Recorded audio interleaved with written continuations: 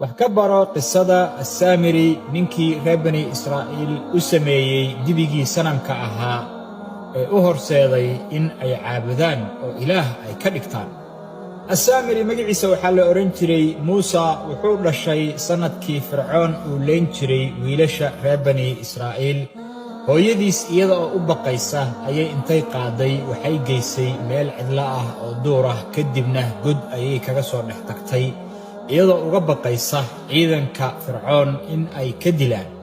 halkaas ayaa waxaa ugu yimid malaku Jibriil oo ku quudiyey oo ku soo koriyey ilaa markii dambe uu noqday nin dhalinyaro ah oo xoog leh. kadibna saas ayuu ku soo galay magaalada. isla markiiba wuxuu shaqo ka helay macbad ku yaalla halkaas oo magaciisa la oran jiray Abiis.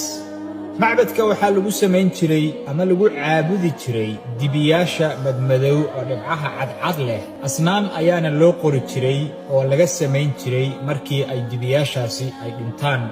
waxaa la yidhaahdaa ilaa Fircoon ayaa macbadkaas taageeri jiray oo qadarin jiray dibiyaashaas. Assaamiri macbadkii ayuu ka shaqo bilaabay. xirfaddii sanam samaynta ayuu bartay ilaa markii dambe uu heer ka gaaray oo macbadkii uu isagu madax u noqday.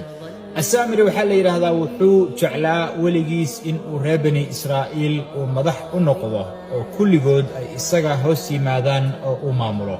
wuxuu ka agdhowaaday Fircoon naftigiisa oo wuxuu ka mid noqday dadka golihiisa ka agdhow ilaa markii dambe Nebi Muuse calayhi salaam uu soo baxay oo reer bani Israa'iil oo dhan ay raaceen oo diinta islaamka ah ay qaateen. Assaamiri kama uusan harin reer bani Israa'iil ee weli wuxuu ka rajo qabay in uu mar uun madax u noqdo reer bani Israa'iil oo uu maamulo. Nebi Muuse calayhi salaam ayuu aaminay.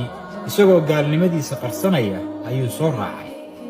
waatii Nebi Muuse calayhi salaam la amray in uu reer bani Israa'iil dhammaantoodba Masar uu ka kaxeeyo oo say u socdeen badda ay ku yimaadeen. kadibna Allah subxaanahu wa tacaala baddii u kala jeexay labo oo halkaas ay mareen. ciidankii Fircoonna badda markii ay soo dhex galeen, Allah subxaanahu wa tacaala isku soo celiyey oo halkaas ay ku qarqoomeen. dhacdadaasi markii ay dhacayso oo dhinaca kale ay u gudbeen reer bani Israa'iil ayaa Assaamiri wuxuu arkay malaku Jibriil oo saaran faras oo meesha maraya. faraska malaku Jibriil uu saarnaa, meesha uu lugtiisa uu ka qaado waxaa ka soo baxayay cagaar.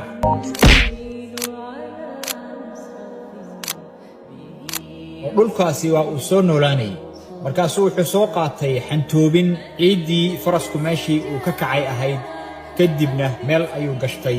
reer bani Israa'iil markii ay soo gudbeen oo ay nagaadeen oo degeen ayuu Nebi Muuse calayhi salaam wuxuu la dardaarmay Haaruun calayhi salaam in uu la sii joogo. isaguna waa uu soo tegey si waxyiga uu uga soo qaato Allah subxaanahu wa tacaala.